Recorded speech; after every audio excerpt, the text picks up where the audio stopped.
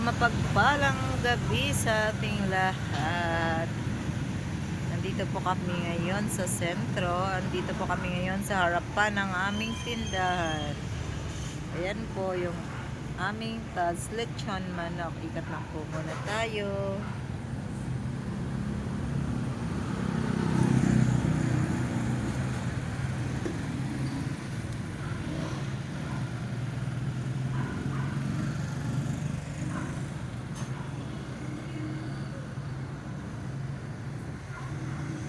Yan po, tapos na po tayong umikot. Alam niyo po mga madiscarding mommy, habang ako'y nakaupo po dito, nagmumuni-muni, meron lang po akong naisip at ikikwento sa inyo mga madiscarding mommy. Alam niyo po ba kung ano ang pinakamagandang gagawin para po tayo ay kahit paano ay makakaahon sa buhay, ay mag-isip po ng mga magagandang mga hanap buhay katulad po ng mga panandaliang madaling maibenta ng mga produkto katulad lamang po ng pagluluto ng mga merienda, mga kakanin, mga pagkain. Pwede po natin yang maibenta sa ating mga kakilala at saka sa ating mga kaibigan, mga kapitbahay.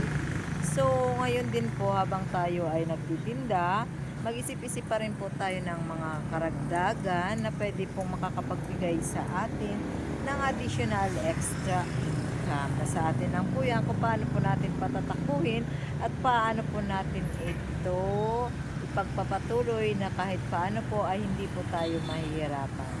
Sa mga madiscarding mommy, pag nagkaroon din po tayo ng mga negosyo at magkaroon din po tayo ng mga tauhan, ano po kaya ang pwede nating gawin para kahit po makaiwas po tayo sa mga tauhan natin na masyado pong mapaglamang ng kanilang mga trabaho, na kahit po ikaw ay nagiging okay sa kanila, meron talaga pong mga tauhan na hindi patas lumaban.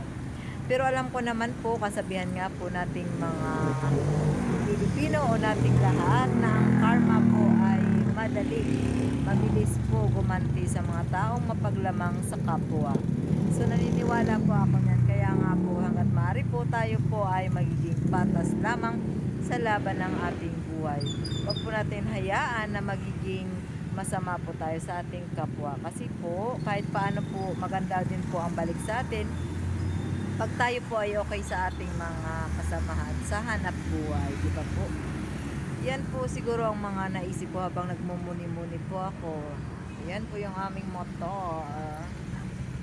Yan, muli po magandang gabi.